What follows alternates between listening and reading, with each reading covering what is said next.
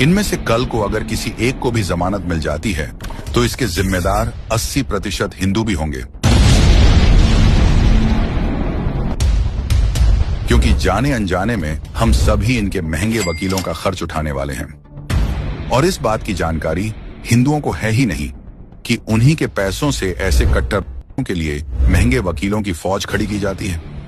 Seat की belt बांध लो चमचों, क्योंकि तुम्हारे आकाओं का एक और चिट्ठा खुलने जा रहा है। इससे पहले आप कांग्रेस की घटिया करतूतें जानो, पहले आप ये जानिए कि ये हलाल प्रोडक्ट होता क्या है। हलाल यानी ऐसे प्रोडक्ट जो खास वर्ग के नियमों के अनुसार बनाया गया हो, तभी खास वर्ग के लोग उसे इस्तेमाल करेंगे। और इसी के नाम पर देश में करोड़ों रुपए की हलाल इंडस्ट्री चल रही है। और इस इंडस्ट्री की कीमत उन हिंदुओं से वसूली जा रही है जिन्हें हलाल सर्टिफिकेशन से कोई लेना देना ही नहीं है। इंदिरा के काल 1974 से पहले भारत में हलाल सर्टिफिकेशन नाम की कोई चीज ही नहीं थी। मतलब कि कांग्रेस के काल में एक नया हलाल बाजार तैयार करने की नींव रखी गई।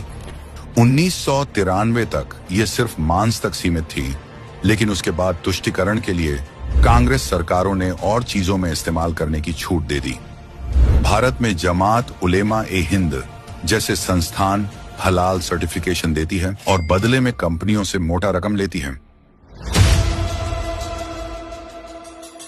और उन पैसों का इस्तेमाल Kamlesh Tiwari murder case, Mumbai blast, German bakery blast, Ahmedabad blast, 26/11 जैसे आतंकवादी हमलों के मुजरिमों का महंगे वकील दिलवाने के लिए कर चुकी है।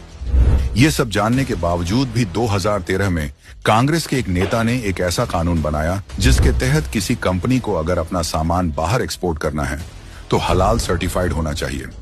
कांग्रेस के समय इस हलाल सर्टिफिकेशन को इतना बढ़ावा मिला कि आज कंपनियों के बीच हलाल सर्टिफिकेशन लेने की होड़ मची है।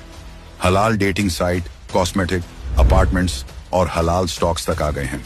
ऐसे में ये सवाल उठना तो लाजमी है कि क्या एक खास समुदाय के लिए हमारे देश की ISI और फसाई जैसे मौजूदा सरकारी प्रमाण पत्र की कोई वैल्यू नहीं रह गई है। कांग्रेसी कहते हैं देश में सबको बराबर हक मिलना चाहिए, लेकिन एक खास वर्ग के लिए वक्फ बोर्ड बना दिया, हलाल सर्टिफिकेशन का बाजार खोल दिया। और ऐसा भी नहीं है, हलाल प्रोडक्ट सिर्फ एक खास समुदाय को बेचे जाते हैं। आपको शायद अंदाजा भी नहीं है, लेकिन लाल शरबत जैसी हलाल सर्टिफाइड प्रोडक्ट खरीदने के कारण एक पत्थरबाज बाहर घूम रहा होगा। कितने ब्लास्ट के आरोपियों की कोर्ट की फीस भरी जा रही होगी। ऐसे लोगों की दुकान हमेशा चलती रहे, इसीलिए ये लोग संगठित रूप से चुनाव के समय कांग्रेस को समर्थन देने का ऐलान करते हैं। अब सवाल सिर्फ राजनीतिक नहीं, देश की सुरक्षा का है। क्या हम ऐसी पार्टी का समर्थन करेंगे जिन्होंने हिंदुओं से इतने बड़े पाप करवाने की शुरुआत की?